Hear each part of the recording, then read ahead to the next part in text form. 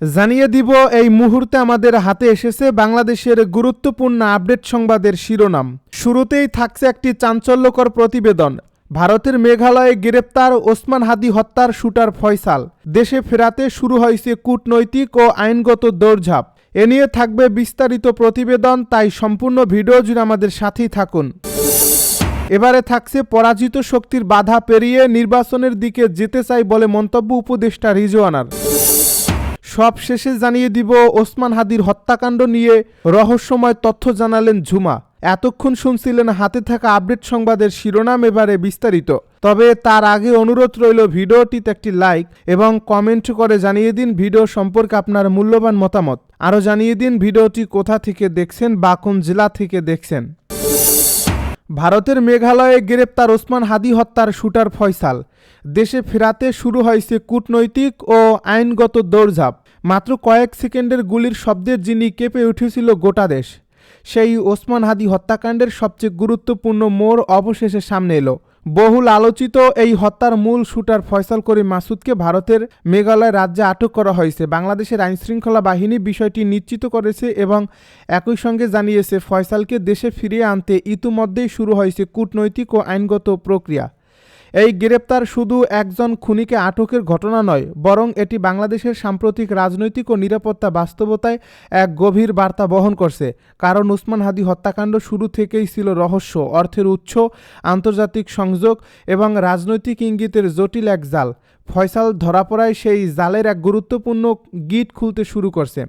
Dhaka metropolitan পুলিশের media সেন্টারে এক ব্রিফিংয়ে অতিরিক্ত police commissioner S N. Mohammad Nazrul Islam প্রথম আনুষ্ঠানিকভাবে জানান, শুটার ফয়সাল বর্তমানে ভারতের মেঘালয় রাজ্যে আটক রয়েছে।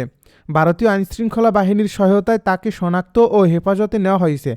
পুলিশ জানায়, সীমান্ত পার হয়ে পালানোর পর থেকে ফয়সাল আত্মগোপনে ছিল। ভুয়া পরিচয়, সীমান্ত সিন্ডিকেট এবং দালাল চক্রের সহায়তায় সে দীর্ঘদিন নজর এড়িয়ে চলছিল।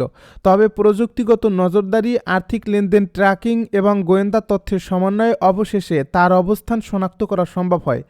আইনশৃঙ্খলা বাহিনীর একাধিক সূত্র জানায়, ফয়সালকে দেশে ফেরাতে দুটি পথ খোলা রয়েছে: এক্সট্রাডিশন অথবা সীমান্ত আইন অনুযায়ী হস্তান্তর। যেহেতু হত্যাকাণ্ডটি বাংলাদেশে সংগঠিত এবং আসামি বাংলাদেশের নাগরিক, তাই তাকে ফেরাতে ভারত সরকারের সহযোগিতা পাওয়ার ব্যাপারে আশাবাদী ঢাকা। পররাষ্ট্র মন্ত্রণালয় ইতিমধ্যেই সংশ্লিষ্ট কাগজপত্র প্রস্তুত করছে। একই সঙ্গে ভারতের কেন্দ্রীয় ও মেঘালয় রাজ্য প্রশাসনের সঙ্গে যোগাযোগ অব্যাহত রয়েছে। স্বরাষ্ট্র মন্ত্রণালয়ের একটি সূত্র জানায়, এটি শুধু একটি ক্রিমিনাল কেস নয়, রাষ্ট্রের জন্য স্পর্শকাতর বিষয়, তাই সর্বোচ্চ গুরুত্ব দিয়ে বিষয়টি দেখা হচ্ছে। এদিকে স্বরাষ্ট্র উপদেষ্টা সাংবাদিকদেরকে বলেন, ওসমান হাদি হত্যার বিচার অন্তর্বর্তী সরকারের আমলেই সম্পন্ন হবে।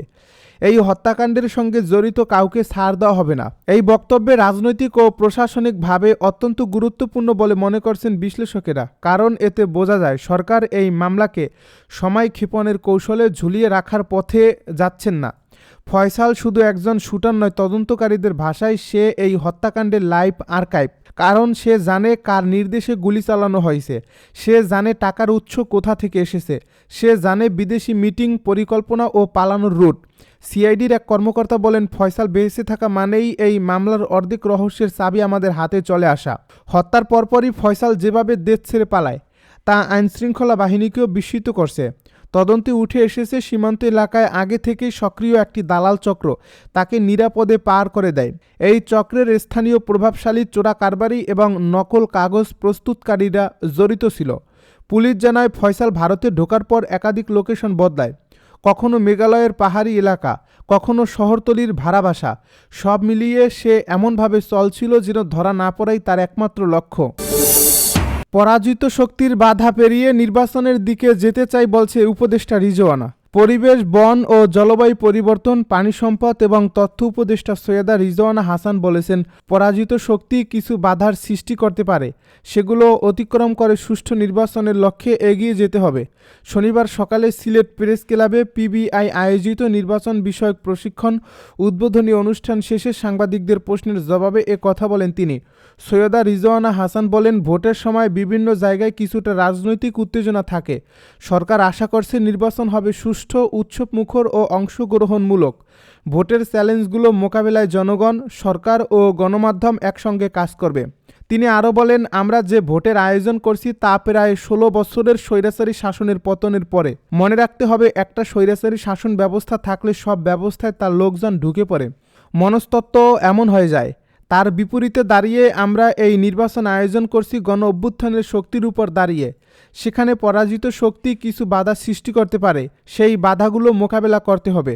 উপদেষ্টা বলেন, বিগত ১৬ বছরের সাংবাদিকরা যে পরিমাণ নিপীড়নের মুখোমুখি হয়েছেন, এবার তার কিছু অংশও কি মুখোমুখি হয়েছেন, সেই কথাগুলো মানুষের কাছে তুলে ধরুন।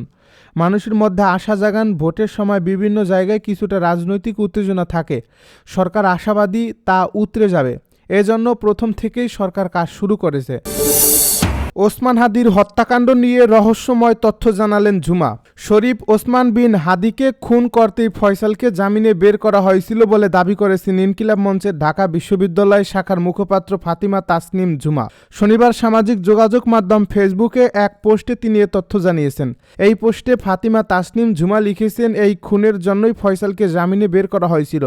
সরকারের বসাকে এই জামিনের জন্য তদবির করেছিল। কোন জজ এই রায় দিয়েছিল, সে কার রিক্রুট করা, কোন আইনজীবী জামিন করিয়েছে, কার চ্যানেলে সেই ইনকিলাবে এসেছিল।